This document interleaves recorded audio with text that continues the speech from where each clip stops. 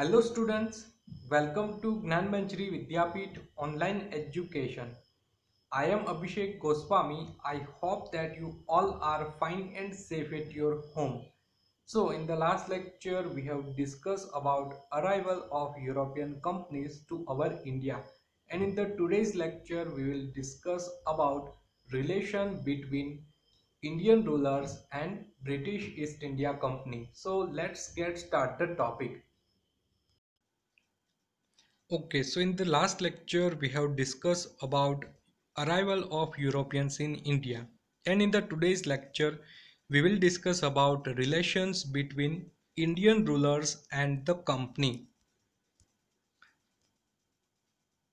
So first of all, as we can see in the image on the left, initially the company officials were humble. यहाँ पर दो picture हमें देखने को मिल रही है।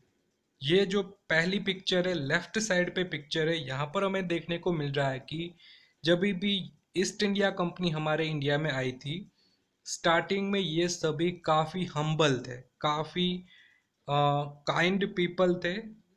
देन धीरे धीरे उसका डोमिनेंस बढ़ने लगा। देन धीरे धीरे ये सभी हमारे किंग के सामने ऑर्डर करने लगे। सो फर्स्ट पिक्चर पे हमें ये देखने को मिलता है कि the company officials were humble, then later they became powerful and demanding. We can see this change in the image on the right.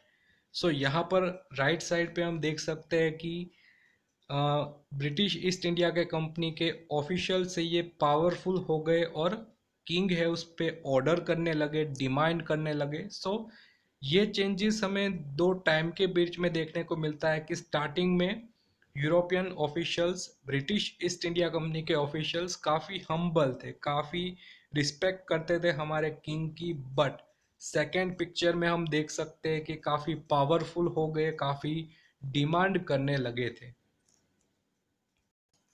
So let us understand how the relations between the Indian rulers and the company changed over a period of time. So अब हम ये समझेंगे कि ये change कैसे आया।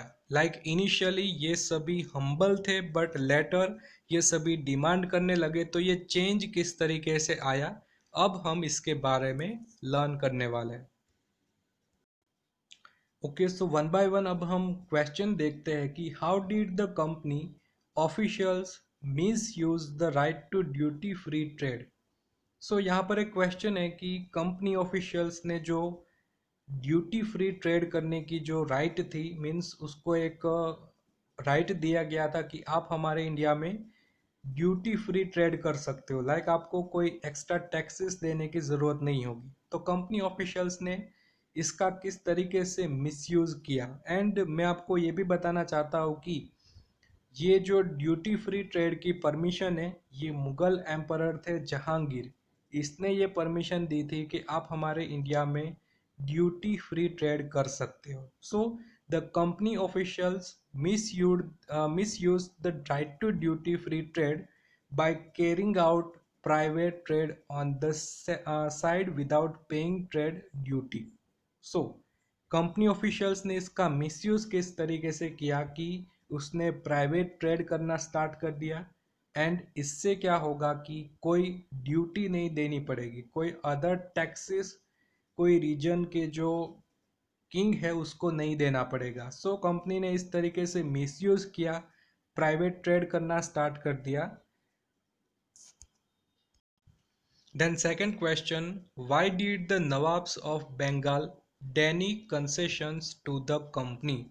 लेकिन बंगाल के नवाब थे सिराजुद्दौला, इसने ये ड्यूटी फ्री ट्रेड की परमिशन देना बंद कर दिया। लाइक इसने ये कहा कि आप हमारे रीजन पे ड्यूटी फ्री ट्रेड नहीं कर सकते, आपको हमारे रीजन में ट्रेड करना है तो आपको टैक्सेस भरने होंगे, हमें कुछ ना कुछ अमाउंट पे करना होगा। So why did the nawabs of Bengal deny concession to the company. So nawab of Bengal denied trade concession to the company as they were losing their kingdom's revenue. So situation ऐसी हो गई थी कि कंपनी ज़्यादा से ज़्यादा ट्रेड कर रही थी। हमारी जो भी प्रोडक्शन है, लाइक स्पाइसेस है, मुस्लिन क्लॉथ है, सिल्क क्लॉथ है, इंडिगो है, कॉटन है, ये सभी थिंग्स को वो अपने देश, अपने कंट्री ट्रांसफ़र कर रहे थे। सो इससे क्या हो रहा था, फर्स्ट ऑफ ऑल हमारे जो पीपल थे उसको ये सभी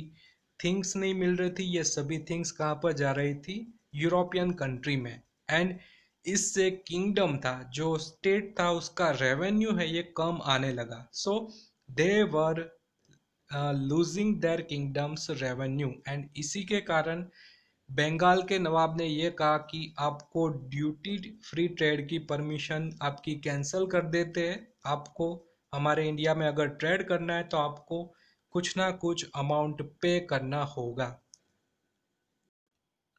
Then third question, why did the company refuse to pay trade duties?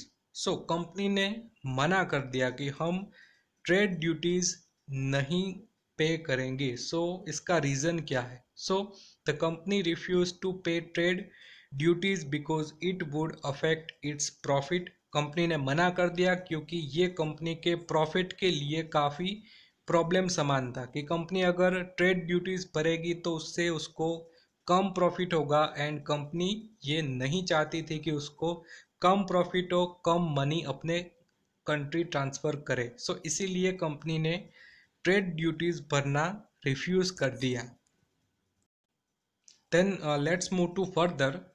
While the Indian rulers wanted to company to pay taxes and respect their authority, the company wanted to maximize its profit by not paying taxes and by getting more concessions from the rulers. So ये situation थी कि Indian rulers ऐसा चाहते थे कि आप ज़्यादा से ज़्यादा टैक्स पे कीजिए एंड हमारी जो भी कोई किंगडम है, जो हमारे पीपल है, उसकी रिस्पेक्ट कीजिए। बट कंपनी क्या चाहती थी, company wanted to maximise its profit. Company ऐसा चाहती थी कि हमें ज़्यादा से ज़्यादा प्रॉफिट मिले और इसीलिए ये सभी टैक्सेस भरना नहीं चाहते थे and getting more concession from the rulers. And ज़्यादा से ज़्यादा कंसेशन, राहत मिले फ्रॉम द रूलर्स, ऐसी वांट थी कंपनी की। सो यहाँ पर दो डिफरेंट वांट हमें देखने को मिल रही है कि हमारे इंडियन रूलर्स की वांट डिफरेंट थी एंड कंपनी भी डिफरेंट वांट कर रहे थे। सो यहाँ पर एक फिगर में हम देख सकते हैं, एक फ्लो चार्ट में देख सकते हैं कि क्या क्या इवेंट हुई थी during the company arrived in India. So first of all British came to India to trade. First of all British हमारे इंडिया में आए ट्रेड करने के लिए। Then second, Aurangzeb granted the company right to trade duty free. Mughal emperor थे Aurangzeb. Aurangzeb is the last strong Mughal emperor. Last strong means total 6 strong Mughal emperor थे और उसमें सबसे लास्ट में था औरंगजेब। एंड औरंगजेब ने कंपनी को परमिशन दी थी कि आप हमारे इंडिया में trade duty free, means duty free trade कर सकते हो, आपको कोई ड्यूटी नहीं भरनी होगी, कोई टैक्स नहीं भरना होगा। एंड जहांगीर की बात करें तो जहांगीर ने परमिशन दी थी कि आप हमारे इंडिया में ट्रेड कर सकते हो। But you must remember Aurangzeb था जिसने कंपनी को ड्यूटी फ्री ट्रेड की परमिशन दी थी। Then third event, the company officials misused this right.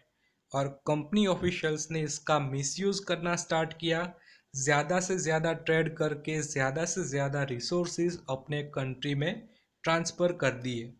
Then after the death of Aurangzeb, the Nawabs of Bengal refused to grant any trade concession to the company. Aurangzeb की death हुई, then हमारा पूरा India different reason में divide हो गया था। जब तक औरंगजेब था, औरंगजेब हमारे पूरे इंडिया को कंट्रोल कर रहा था। But after the death of Aurangzeb, India were divided into different region. And इसी के कारण बंगाल रीजन था, उसका जो नवाब था, इसने ये जो ड्यूटी फ्री ट्रेड की जो परमिशन थी ये रिफ्यूज्ड कर दी और कंपनी को ऐसा कहा कि अगर आपको हमारे रीजन में ट्रेड करना है तो आपको ड्यूटी भरनी होगी, टैक्स भरना होगा। सो ये इवेंट आपको याद रखनी है, ये इवेंट काफ़ी इम्पोर्टेंट है।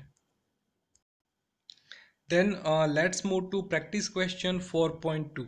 यहाँ पर कई सारी ट्रू फॉल्स दी गई हैं और ट्रू फॉल्स में अगर कोई भी सेंटेंस ट्रू होगा तो हम उसके पीछे कोई रीज़न नहीं लगेगा, बट अगर कोई सेंटेंस फॉल्स होगा तो उसका हमें राइट करेक्ट आंसर भी लिखना होगा। So first of all, the first English factory was built in 1651 along the Hooghly river.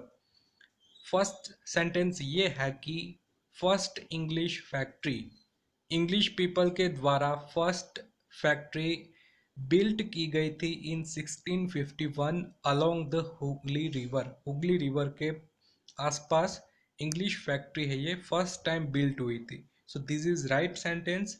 English की फर्स्ट फैक्ट्री थी in the India in 1661 around the Hooghly river. Then second sentence, over time trade expanded.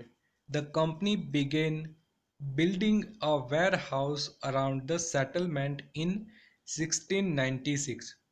धीरे धीरे trade company का बढ़ने लगा और company ने where houses building करने लगे अराउंड अ सेटलमेंट इन 1696। तो ये सेंटेंस थोड़ा सा गलत है। वेयर हाउसेस नहीं बिल्ड किए थे, बट कंपनी ने फोर्ट, किले, ये सभी बिल्डअप करना स्टार्ट कर दिया था। So over time trade expanded, the company began building a fort around the settlement in 1696। तो आप सभी को अपने सप्लीमेंट्री बुक्स में यहाँ पर फॉल्स लिखना है एंड नीचे राइट करेक्ट आंसर भी लिखना होगा। Then third sentence, in 1698 the company bribed Mughal officials into giving them farmer rights over 3 villages। सो 1698 में कंपनी ने मुगल ऑफिशियल्स को मना लिया था कि आप हमें ये 3 विलेजेस में फार्मन राइट दोगे। सो ये सेंटेंस भी गलत है। In 1698 company bribed Mughal officials into giving them zamindari rights over 3 villages. So company को 1698 में मुगल ऑफिशियल्स के द्वारा जमींदारी राइट्स मिले थे। तो यहाँ पर राइट आंसर आएगा zamindari rights, not farman rights. Then next sentence, emperor Aurangzeb issued an order allowing the company trade duty free। So this sentence is correct because Mughal emperor थे औरंगजेब, इसने ही परमिशन दी थी कि आप हमारे इंडिया में ड्यूटी फ्री ट्रेड कर सकते हो। Then fifth sentence, the company did not take advantage of privileges such as duty free trade. Official conducting their own private trade paid trade duty। So this sentence is false because the company took advantage। यहाँ पर first sentence में did not take advantage, company ने advantage लिया था। So first sentence इसीलिए false है क्योंकि company took advantage of privileges such as duty free trade, duty free trade का एडवांटेज लेना स्टार्ट किया था। So officials conducting their private trade did not pay duty means trade duty ये सभी पे नहीं कर रहे थे। तो यहाँ पर फर्स्ट सेंटेंस में था कि ये सभी paid trade duty means duty है ये पे कर रहे थे, बट यहाँ पर है कि डिड नॉट पे ट्रेड ड्यूटी, कोई भी ट्रेड ड्यूटी ये सभी पे नहीं कर रहे थे। Then next sentence, the lack of income from these duties led to a loss of revenue for the company। So company को कोई लॉस नहीं हुआ था, लॉस हुआ था बंगाल गवर्नमेंट को, क्योंकि कोई इनकम ही जनरेट नहीं हो रही थी। ट्रेड है ये पूरा ब्रिटिश पीपल कर रहे थे, लाइक उसके जो ट्रेडर्स थे, हमारे इंडिया के ट्रेडर्स थे, इसका तो कोई रोल नहीं था इन द ट्रेड। सो इससे कोई इनकम ही जनरेट नहीं हो रही थी एंड इसी से लॉस किसको हो रहा था, बंगाल गवर्नमेंट को. So this sentence is false, like the lack of income from this duties led to a loss of revenue for the company. यहाँ पर करेक्ट आंसर आएगा the lack of income from this duties led to a loss of revenue for the Bengal government. Then Murshid Quli Khan, Ali Vardi Khan and Sirajud-Dowla refused to grant the company concession among other things. So ये सभी नवाब of Bengal थे, like मुर्शिद कुली खान, उसके बेटे थे अली वर्दी खान और उसके बेटे थे सिराजुद्दौला. तो ये सभी बंगाल के नवाब थे और ये सभी ने कंपनी को ये कहा था कि आप ये जो ड्यूटी फ्री ट्रेड है ये बंद करो, आप सभी को हमें ड्यूटी देनी पड़ेगी. सो ये सभी ने कंपनी को जो कंसेशन था, ये राहत थी, ये देनी बंद कर दी थी. सो this sentence is true. The next sentence, they claimed the company was depriving the Bengal government of large amount of land and undermining the authorities of Nawab. So ये सेंटेंस काफ़ी गलत है, क्योंकि लैंड नहीं परंतु बट रेवेन्यू है ये collect कर रहे थे. रेवेन्यू है ये कंपनी को मिल रहा था. Like they claimed the company was depriving the Bengal government of a large amount of revenue and undermining the authorities of nawab. ये जो रेवेन्यू था ये कम हो गया था. लाइक लैंड पे कोई कंट्रोल नहीं कर रहा था कंपनी, बट जो रेवेन्यू है इस पे कंट्रोल कर रहा था. सो बंगाल के गवर्नमेंट है, बंगाल के नवाब है, ये सभी कह रहे थे कि कंपनी के आने के कारण हमारा रेवेन्यू कम हो गया एंड ये सभी हमारी जो अथॉरिटी है उसको अंडरमाइन करते हैं, उसको रिस्पेक्ट नहीं देते. The next sentence, the company declared that duties should remain so that trade could flourish. So ये सेंटेंस भी फॉल्स है, क्योंकि कंपनी तो ऐसा कह रही थी कि ड्यूटी रिमूव नहीं होनी चाहिए. कंपनी ऐसा नहीं कह रही थी कि duty should remain, but company ऐसा कह रही थी कि ड्यूटी रिमूव्ड हो जानी चाहिए. सो the company declared that duties should be removed so that trade could flourish. उसका ट्रेड आगे बढ़े, इसके लिए ड्यूटी है ये रिमूव होनी चाहिए, कंपनी का ऐसा मानना था. Then let's move to NCERT exercise. So here we have one question. What were the areas of conflict between the Bengal Nawabs and East India Company? So दो important reason थे conflict के between Bengal of Nawab of Bengal and company. So first reason था trade concessions and payment of taxes, because the Nawab refused to grant concession to the company in order to avoid the loss of revenue to Bengal. सो नवाब ने ये refuse कर दिया था कि आपको कोई concession नहीं मिलेगा, आप सभी को ड्यूटीज है ये भरनी होगी, टैक्स भरना होगा, क्योंकि हमारा रेवेन्यू है इससे काफ़ी लॉस हुआ है. सो आप सभी को अब कोई कंसेशन नहीं मिलेगी. So they demanded that the company should pay taxes. So Bengal के जो नवाब थे ये डिमांड कर रहे थे कि कंपनी को अब टैक्सेस भरने ही होंगे अगर उसको हमारे इंडिया में ट्रेड करना है. But the company wanted trade concession and refuse to pay taxes. But company चाहता था कि हमें थोड़ी सी राहत मिले, कंसेशन मिले, और जो टैक्सेस है ये हम ना भरे. सो कंपनी की ऐसी वांट थी.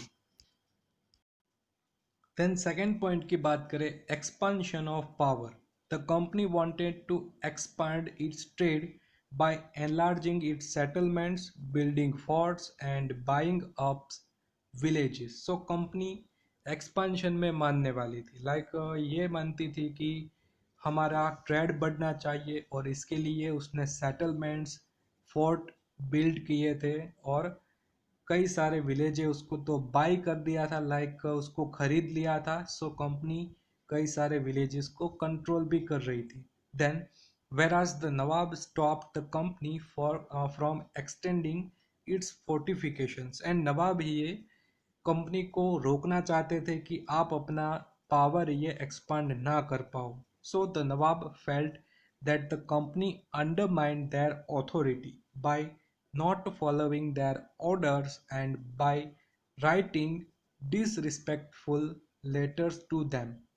सो नवाब को ऐसा लगता था कि कंपनी हमें अंडरमाइन कर रही है, लाइक हमारे कोई ऑर्डर्स नहीं मान रही है और हमें काफ़ी डिसरिस्पेक्टफुल लेटर भी लिख रही है. तो ये दो रीज़न थे इसके कारण कंपनी एंड नवाब के बीच में काफ़ी सारे कॉन्फ्लिक्ट मीन्स काफ़ी सारी तनाव जैसी सिचुएशन हमें देखने को मिलती है. So in this video we have discussed about the relation between rulers of India and east India company. Like first of all हम देखें कि स्टार्टिंग पीरियड में काफ़ी अच्छी रिलेशन थी. लाइक जहांगीर मुगल एम्परर थे जिसने कंपनी को परमिशन दी थी कि आप हमारे इंडिया में ट्रेड कर सकते हो. Then last strong Mughal emperor था औरंगजेब जिसने कंपनी को ऐसी परमिशन दी थी कि आप हमारे इंडिया में ड्यूटी फ्री ट्रेड कर सकते हो. लाइक आप ट्रेड करोगे बट कोई टैक्सेस नहीं भरना पड़ेगा. Then after the death of Aurangzeb India were divided into different regions and इसी के कारण बंगाल का कंट्रोल कर रहा था बंगाल का नवाब. एंड नवाब ने कंपनी को ऐसा कहा कि अगर आपको हमारे एरिया में ट्रेड करना है तो आपको टैक्सेस भरने होंगे एंड हमारे पीपल को रिस्पेक्ट भी देनी पड़ेगी. सो कंपनी ये नहीं चाहता था. सो इसके कारण नवाब थे बंगाल के और ईस्ट इंडिया कंपनी थी, उस दोनों के बीच में काफ़ी कॉन्फ्लिक्ट भी देखने को मिला. सो इनिशियल पीरियड की बात करें तो इनिशियल पीरियड में ईस्ट इंडिया कंपनी एंड हमारे इंडियन रूलर के बीच में गुड रिलेशन थे. But after the death of last strong Mughal emperor Aurangzeb situation were changed and situation change हुई.